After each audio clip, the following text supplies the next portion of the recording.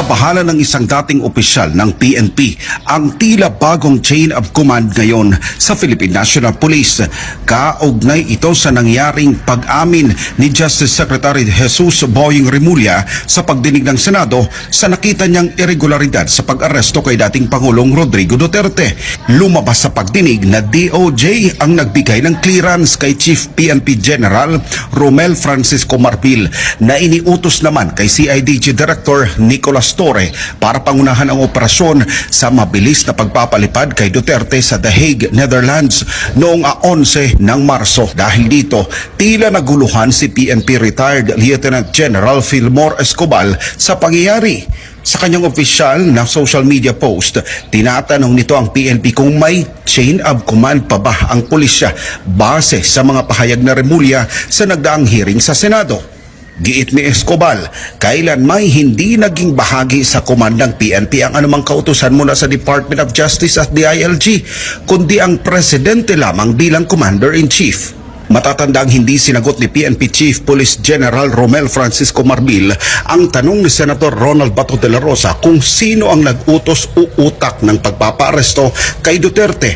Una nang inamin ni Police Major General Nicolas Torre na sumunod lang siya sa utos ni Marbil para arestuhin ang dating Pangulo. At nang si Marbil naman ang tinanong, agad nitong ginamit ang kanyang executive privilege para huwag sagutin ang katanungan kung sino naman ang nag-utos sa kanya para gawin ang agarang pagpapaalis ng Pilipinas kay dating Pangulong Duterte. Kapansin-pansin ang pananahimik ni Marbil na agad sinalo ni Remulla.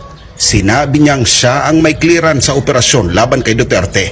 Sinunod lamang anya ito ng DILG Secretary John Vic Remulla na iniutos naman kay PNP Chief Marbil na siya rin namang ipinatupad ni CIDG Director Nicolas Torre.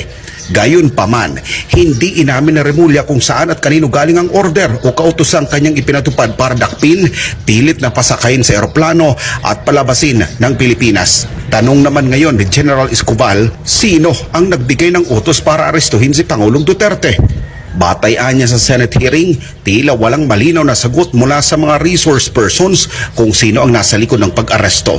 Sa huli, kitang-kita sa pagdinig ang tila pagtatanggol ni Remulla sa mga kasamahan nitong naiipit sa sitwasyon, kaugnay naman sa paggamit ng executive privilege. Anya, dahil sa nasabing pribilehiyo para sa kanilang nasa ehekutibo, hindi na anya kailangan isa publiko pa ang mga plano at preparasyong ginawa ng gobyerno sa pag-aresto kay dating Pangulong Duterte. Para sa Diyos at sa Pilipinas ko mahal, nag-uulat Paul Montebon, SMNI News.